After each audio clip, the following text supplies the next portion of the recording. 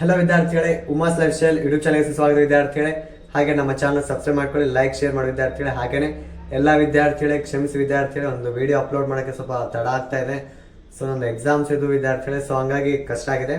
So ಇನ್ನು ಮುಂದೆ ಬರುವಂಥ ಎಲ್ಲ ಅಪ್ಡೇಟ್ಗಳನ್ನು ಕ್ಲೀನಾಗಿ ತಿಳಿಸ್ತೀನಿ. ಹಾಗೆಯೇ ನಮ್ಮ ಚಾನಲ್ ಸಬ್ಸ್ಕ್ರೈಬ್ ಮಾಡ್ಕೊಳ್ಳಿ, ಲೈಕ್ ಶೇರ್ ಮಾಡಿ ವಿದ್ಯಾರ್ಥಿಗಳೇ.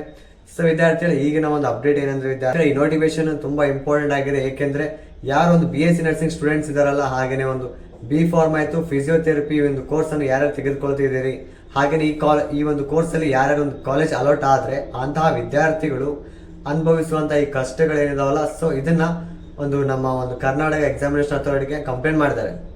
ಸೊ ಅವರು ಈ ಒಂದು ಕಂಪ್ಲೇಂಟ್ ಮಾಡಿದ ನಂತರ ಅದನ್ನು ಪರಿಗಣನೆಯಲ್ಲಿ ತೆಗೆದುಕೊಂಡು ಒಂದು ಸರ್ಚ್ ಮಾಡಿದ ನಂತರ ಅವ್ರಿಗೆ ಸಿಕ್ಕಿರುವಂಥ ಮಾಹಿತಿ ಪ್ರಕಾರ ಇದು ನಿಜ. ವಿದ್ಯಾರ್ಥಿ ಮಾಡಿರುವಂಥ ಒಂದು ಕಂಪ್ಲೇಂಟ್ ಏನಿದೆ ಅಲ್ಲ, ಅವ್ರು ಮಾಡಿದಂಥ ವಿದ್ಯಾರ್ಥಿಗಳು ಮಾಡಿದಂಥ ಸಾವಿರಾರು ಕಂಪ್ಲೇಂಟ್ಗಳು ನಿಜ ಆಗಿವೆ.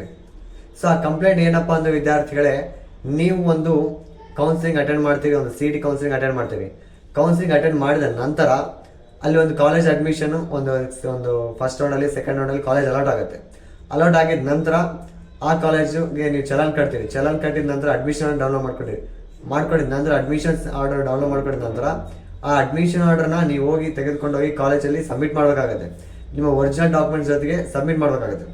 ಸಬ್ಮಿಟ್ ಮಾಡುವಂಥ ಸಮಯದಲ್ಲಿ ಕಾಲೇಜ್ನವರು, ಒಂದು ಪ್ರೈವೇಟ್ ಕಾಲೇಜ್ ಆಯಿತು, ಗೌರ್ಮೆಂಟ್ ಕಾಲೇಜ್ ಆಯಿತು, ಅವರು ಎಕ್ಸ್ಟ್ರಾ ಅಮೌಂಟನ್ನು ಪೇ ಮಾಡಂತ ಹೇಳ್ತಾರೆ. ಎಕ್ಸಾಂಪಲ್ ಆಗಿ ನಿಮ್ಮ ಒಂದು KCD ಚಲನಲ್ಲಿ ಎಷ್ಟಿದೆ, ಒಂದು 40,000 ಇದೆ. ಬಟ್ ಅವ್ರಿಗೆ ಎಕ್ಸ್ಟ್ರಾ ಕೇಳೋದು 60,000, 40,000, ಈ ಥರ 1,00,000 ಆಗಿರ್ಬೋದು, ಜಾಸ್ತಿನೇ ಕೇಳ್ತಿದ್ದಾರೆ. ಸೊ ಈ ಥರ ಒಂದು ಕಷ್ಟಗಳು ತುಂಬ ಒಂದು ವರ್ಷಗಳಿಂದ ಕೇಳ್ತಿದ್ದಾರೆ. ಒಂದು B.Pharm ಅಲ್ಲಿ ಆಯಿತು, ಒಂದು BSc ನರ್ಸಿಂಗ್ ಅಲ್ಲಿ ತುಂಬ ಕಾಲೇಜಸ್ ಆಲ್ಮೋಸ್ಟ್ ಕೇಳ್ತಿದ್ದಾರೆ. ಅರೌಂಡ್ ಬರೀ ನೀವು KE ಬರೀ 20,000 ಕಟ್ಟಿದರೆ ಕಾಲೇಜಲ್ಲಿ ಬಂದು 60,000 ವರೆಗೂ ಕೇಳಿದ್ದಾರೆ.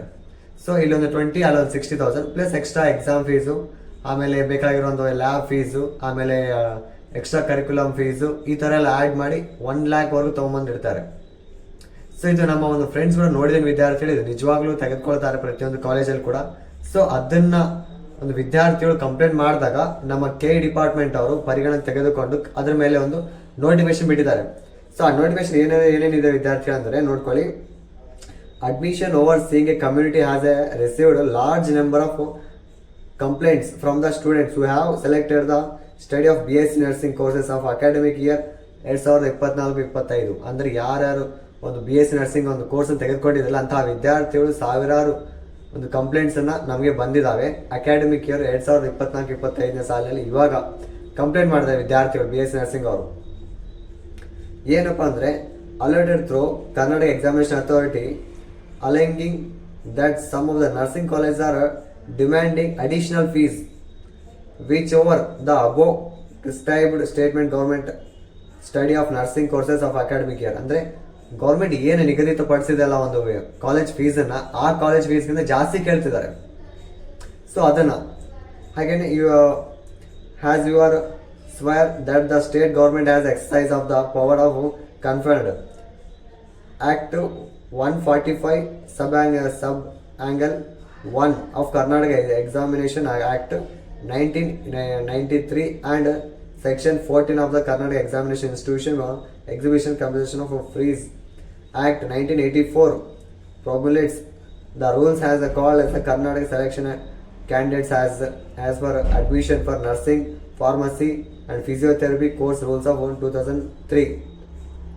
All the private nursing colleges in the state bound for the state course. ಅಂದರೆ ಏನು ವಿದ್ಯಾರ್ಥಿಗಳೇ, ನೀವೇನು ಪ್ರೈವೇಟ್ ಕಾಲೇಜ್ ಇದಾವೆ ಮತ್ತು ಹಾಗೆ ಗೌರ್ಮೆಂಟ್ ಕಾಲೇಜ್, ಈ ಎಲ್ಲ ಒಂದು ಕೋರ್ಸ್ಗಳು ಏನಿದಾವಲ್ಲ ನಮ್ಮ ಗೌರ್ಮೆಂಟ್ ಅಂಡರಲ್ಲೇ ಬರ್ತಾವೆ. ಈ ನೋಟಿಫಿಕೇಶನ್ ಏನಂದರೆ, ನೀವು ಏನೇ ಒಂದು ಸೀಟ್ನ ಸೆಲೆಕ್ಷನ್ ಮಾಡಬೇಕು ಅಥವಾ ಒಂದು ಸೀಟ್ಗೆ ಇಷ್ಟಂತ ಅಮೌಂಟನ್ನು ಇಡಬೇಕಂತಂದರೆ ಅದು ಗೌರ್ಮೆಂಟ್ ಕಡೆಯಿಂದ ಮಾತ್ರ ಸಾಧ್ಯ. ನಿಮ್ಗೆ ಇಷ್ಟ ಬಂದಂಗೆ ಅಮೌಂಟನ್ನು ತೆಗೆದುಕೊಳ್ಳೋಕ್ಕೆ ಸಾಧ್ಯವಿಲ್ಲ ಅಂತ ಕೊಟ್ಟಿದ್ದಾರೆ. ಸೊ ಅದರಲ್ಲಿ ಆ್ಯಕ್ಟಲ್ಲಿ 2023 145 ಆ್ಯಕ್ಟ್, 398 ಆ್ಯಕ್ಟ್, ಸಬ್ ಆ್ಯಕ್ಟ್ 1, 2, ಹಾಗೆಯೇ 1988 ಹಾಗೆ 1990 ಈ ಒಂದು ಆ್ಯಕ್ಟಿಂದ ಎಲ್ಲ ಒಂದು ಕಾಯ್ದೆಗಳನ್ನು ನಿಗದಿಪಡಿಸಲಾಗಿದೆ. ನೀವು ಯಾವುದೇ ಥರ ಕಾಯ್ದೆಯನ್ನು ಉಲ್ಲೇಖನ ಮಾಡೋದು ಸಾಧ್ಯವಿಲ್ಲ. ನೀವು ಉಲ್ಲೇಖನ ಮಾಡಿ BSc ನರ್ಸಿಂಗ್ ಸ್ಟೂಡೆಂಟ್ಸ್ ಆಯಿತು, ಒಂದು B.Pharm ಸ್ಟೂಡೆಂಟ್ಸ್ ಆಯಿತು, ಹಾಗೆಯೇ ಒಂದು ಫಿಸಿಯೋಥೆರಪಿ ಮಾಡೋದು ವಿದ್ಯಾರ್ಥಿಗಳು, ಇನ್ನಿತರ ಒಂದು ಕಾಲೇಜಲ್ಲಿ ಯಾವುದೇ ಎಕ್ಸ್ಟ್ರಾ ಫೀಸನ್ನು ಇಸ್ಕೊಳ್ಳೋಕ್ಕೆ ಸಾಧ್ಯವಿಲ್ಲ. ಇಸ್ಕೊಂಡ್ರೆ ಅದು ಕಾನೂನು ಪರವಾಗಿ ವಿರುದ್ಧವಾಗುತ್ತದೆ. ನೀವು ತೆಗೆಸ್ಕೊಂಡಂತಹ ಒಂದು ಸಮಯ ಬಂದಾಗ ಇಸ್ಕೊಂಡಿದ್ದಾರೆ ಅಂದರೆ ನೀವು ನಮ್ಮ ವಿದ್ಯಾರ್ಥಿಗಳು ನಮಗೆ ಅದು ತಿಳಿಸಿದಲ್ಲಿ ನಾವು ಕಾನೂನು ಪರವಾಗಿ ನಿಮ್ಮ ಮೇಲೆ ಒಂದು ಆ್ಯಕ್ಷನ್ ತೆಗೆದುಕೊಳ್ಳಬೇಕಾಗುತ್ತದೆ ಅಂತಂದು ನಮ್ಮ KA ನೋಟಿಫಿಕೇಶನ್ ಅವರು ಒಂದು ಹೊಸ ನೋಟಿಫಿಕೇಶನ್ ಬಿಟ್ಟಿದ್ದಾರೆ. ಇದು ತುಂಬ ಇಂಪಾರ್ಟೆಂಟ್ ವಿದ್ಯಾರ್ಥಿಗಳೇ. ಸೊ ಇನ್ಮೇಲೆ ಯಾವುದೇ ವಿದ್ಯಾರ್ಥಿಗಳು BSc ನರ್ಸಿಂಗ್ ಆಯಿತು, B.Pharm ಆಯಿತು, ಫಿಸಿಯೋಥೆರಪಿ ಆಯಿತು, ನೀವು ಏನು KAL ಅಮೌಂಟ್ ಕಟ್ಟಿದ್ರಲ್ಲ ಅಷ್ಟೇ ಅಮೌಂಟನ್ನೇ KAL ಕಟ್ಟಿದ್ರೆ ಅಷ್ಟೇ ಅಮೌಂಟ್ ಇರುತ್ತೆ. ಮತ್ತು ಎಕ್ಸ್ಟ್ರಾ ಫೀಸ್ ಯಾವುದೇ ಥರ ನೀವು ಕಾಲೇಜಲ್ಲಿ ಕೇಳಿದ್ರು ಕೂಡ ಕಟ್ಟೋ ಅಂಥ ಅವಕಾಶವಿಲ್ಲ. ಹಾಗೆಯೇ ವಿದ್ಯಾರ್ಥಿಗಳು ಸ್ಟಾರ್ಟಿಂಗಲ್ಲಿ ಏನು ಕಾಲೇಜಲ್ಲಿ ಸೇರ್ತಿರಲ್ಲ ಅಂದರೆ ಅಡ್ಮಿಷನ್ ಆರ್ಡರ್ ಫಿಲ್ ಮಾಡೋಕೆ ಹೋಗ್ತೀರಿ, ಅವಾಗನೇ ಕೇಳಬೇಕು, ಸರ್ ಇದು ಅಮೌಂಟ್ ಇಷ್ಟೇ ಇದಾನಾ ಮತ್ತು ಎಕ್ಸ್ಟ್ರಾ ಫೀಸ್ ಇದಾನಾ ಇಲ್ಲ ಅಂತಂದು.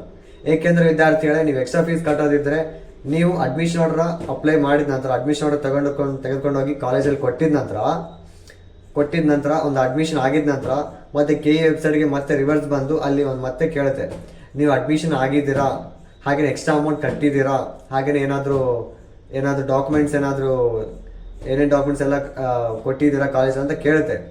ಸೊ ಅವಾಗ ನೀವೆಲ್ಲ ಫಿಲ್ ಮಾಡಬೇಕಾಗತ್ತೆ. ಎಕ್ಸ್ಟ್ರಾ ಅಮೌಂಟ್ ಏನು ಕಟ್ಟಿಲ್ಲ, ನಾನು ಅಡ್ಮಿಷನ್ ಆಗಿದ್ದೀನಿ, ಎಲ್ಲ ಒಂದು ಫಾರ್ಮ್ಸನ್ನ ಕೊಟ್ಟಿದ್ದೀನಿ ಕಾಲೇಜಲ್ಲಿ ಅಂತ ಫಿಲ್ ಮಾಡಬೇಕಾಗುತ್ತೆ. ನೀವು ಕಾಲೇಜಲ್ಲಿ ಸ್ಟಾರ್ಟಿಂಗಲ್ಲೇ ಕೇಳೋದಾದರೆ ನಿಮ್ಗೆ ಗೊತ್ತಾಗ್ಬಿಡುತ್ತೆ ಇವರು ಎಕ್ಸ್ಟ್ರಾ ಅಮೌಂಟ್ ಕೇಳ್ತಿದ್ದಾರೆ ಅಂತಂದರೆ ನೀವು ಡೈರೆಕ್ಟಾಗಿ ಒಂದು KA ವೆಬ್ಸೈಟಲ್ಲಿ ಫಿಲ್ ಮಾಡ್ಬೋದು. ನೀವೇನು ಮಾಡ್ತೀರಿ, ಎಕ್ಸಾಮ್ಸ್ ಎಲ್ಲ ಇದೊಂದು ಅಡ್ಮಿಷನ್ ಎಲ್ಲ ಪ್ರಾಸೆಸ್ ಆಗಿದ ನಂತರ ಒಂದು 5 days 10 days ನಿಮ್ಮ ಕೌನ್ಸಿಲಿಂಗ್ ಎಲ್ಲ ಮುಗಿದಿದ್ದ ನಂತರ 1 month ನಂತರ ಅವರು ಒಂದು ಅಮೌಂಟ್ ಕೇಳಿದಾಗ ನೀವು ಕಂಪ್ಲೇಂಟ್ ಮಾಡೋಕ್ಕೆ ಆಗೋದಿಲ್ಲ. ಸೊ ಹಾಗಾಗಿ ಸ್ಟಾರ್ಟಿಂಗಲ್ಲಿ ಕೇಳಿ ನೀವು ಏನೇನೋ ಒಂದು ಅಮೌಂಟ್ ಕೇಳ್ತಲ್ಲ ಅದನ್ನು ನೀವು KA ವೆಬ್ಸೈಟಲ್ಲಿ ಫಿಲ್ ಮಾಡಬೇಡಿ. ಅವಾಗ ಕಂಪ್ಲೀಟ್ ಆಗುತ್ತೆ. ಕಂಪ್ಲೀಟ್ ಆದಾಗ ಏನಾಗುತ್ತೆ, KA ಅವರು ಅದನ್ನು ಪರಿಗಣನೆ ತೆಗೆದುಕೊಂಡು ಆ ಕಾಲೇಜಿಗೆ ವಿಸಿಟ್ ಕೊಟ್ಟು ನೀವು ಈ ಥರ ಯಾಕೆ ಮಾಡ್ತಿದ್ದೀರಿ ಅಂತ ನಿಮ್ಮ ಒಂದು ರೀಫಂಡ್ ಅಮೌಂಟ್ ಕೊಡ್ತಾರೆ. ಸೊ ಯಾಕಂದರೆ ವಿದ್ಯಾರ್ಥಿಗಳೇ, ಸೊ ತಿಳ್ಕೊಂಬಿಡಿ. ಹಾಗೆ ನಿಮ್ಮ ಫ್ರೆಂಡ್ಸ್ ಶೇರ್ ಮಾಡಿ ವಿದ್ಯಾರ್ಥಿಗಳೇ. ಇದನ್ನು ಆದಷ್ಟು ತಿಳ್ಕೊಂಡು ನಿಮ್ಮ ಫ್ರೆಂಡ್ಸ್ ಶೇರ್ ಮಾಡಿ, ಶೇರ್ ಮಾಡಿ. Thank you.